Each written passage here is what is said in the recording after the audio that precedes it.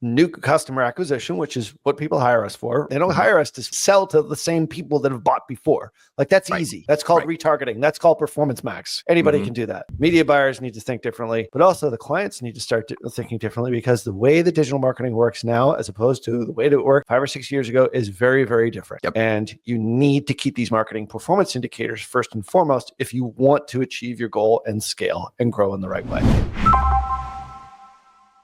Yep.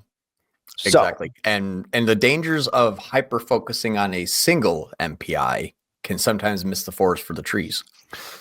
Good point. So let me share screen. We'll kind of dive right into it, because this is actually a really cool thing to see.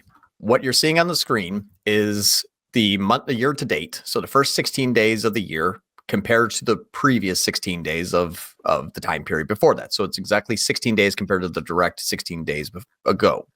Yep. Now, we have an increase in spend of 156%. We have an increase in conversion value, 156%. It's literally 156% more cost, 156% more conversion value. The ROAS in app is 0.06% difference. It's almost identical. We launched feeder strategy, which you have shopping campaigns that are scaling up at 185%. Then you have your performance max campaigns that are scaling up 246%.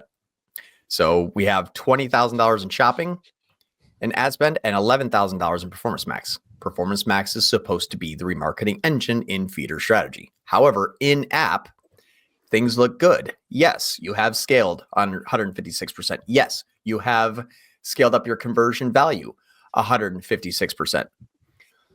But my MERS down 20%. Went from 11.34 down to 8.99. Uh-oh. This is the situation that we're in now.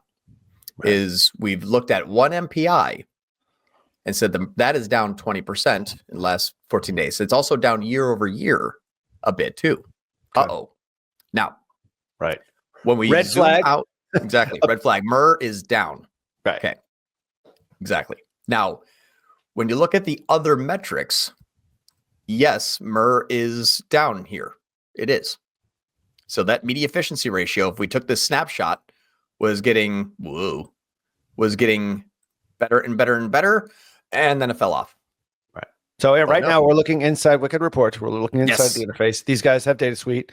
So for those of you who are just listening, I recommend you get over to YouTube or wherever your socials are and watch this. The point is that the MER was increasing throughout Black Friday, Cyber Monday, and then all of a sudden MER started to decrease. However, below that is during that same different story. Yes, exactly. During that same period, if you cut this in half right here, what we're doing is drawing a line between the MER and the new customers. And we can see that the new customers are on a really nice trajectory.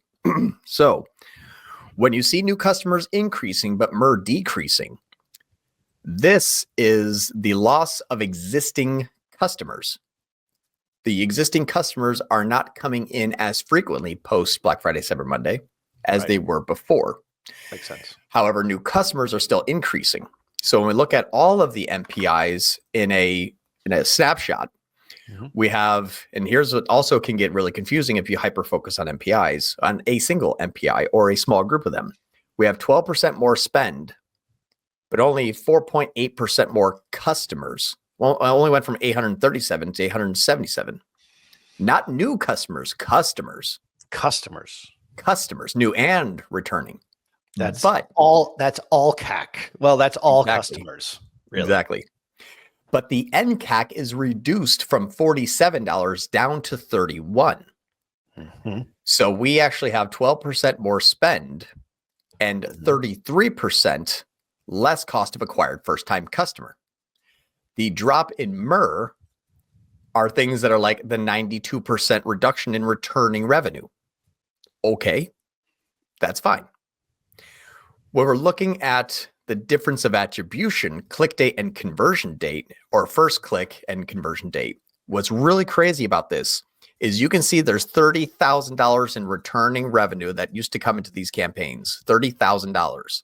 However, that is conversion date. That's a cash snapshot. That That is revenue that had zero to do with our ad spend. Right. You can see that by changing it to first click only. That $30,500 goes down to $84.